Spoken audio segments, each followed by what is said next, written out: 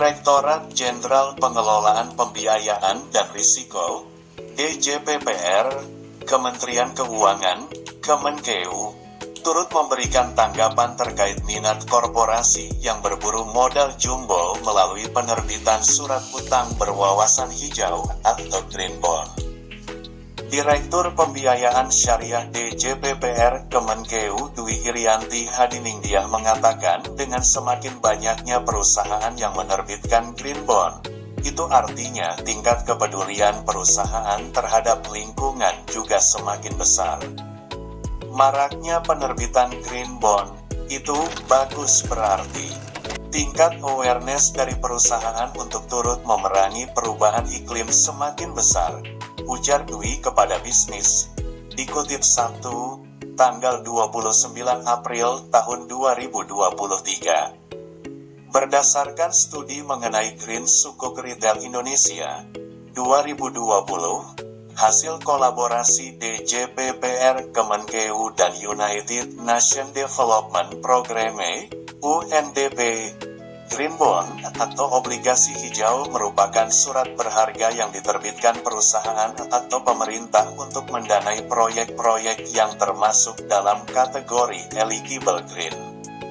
Obligasi ini dapat diterbitkan oleh entitas pemerintah dan korporasi, baik perusahaan sektor keuangan maupun non-keuangan untuk mendapat pendanaan bagi proyek-proyek ramah lingkungan.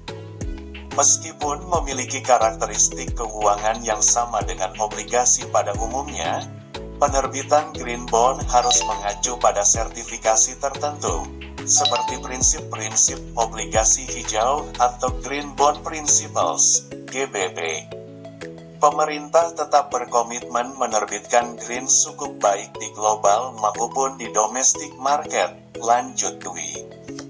Adapun jika mengacu data Asian Bonds Online, penerbitan Green Bond di Indonesia sepanjang 2022 bernilai 2,45 miliar dolar yang dipimpin oleh pemerintah dan korporasi hanya menyumbang 663,96 juta dolar.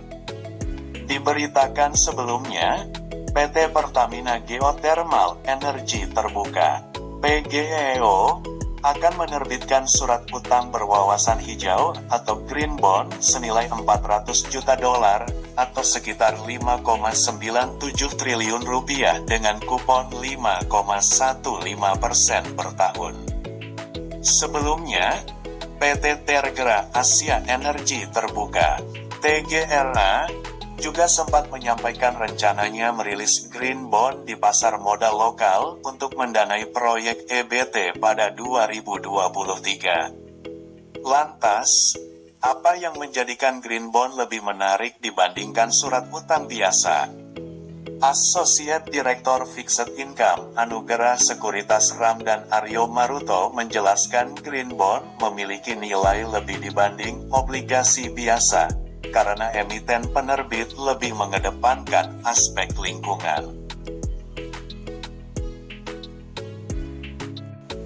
Jadi peruntukan dananya lebih ke ramah lingkungan.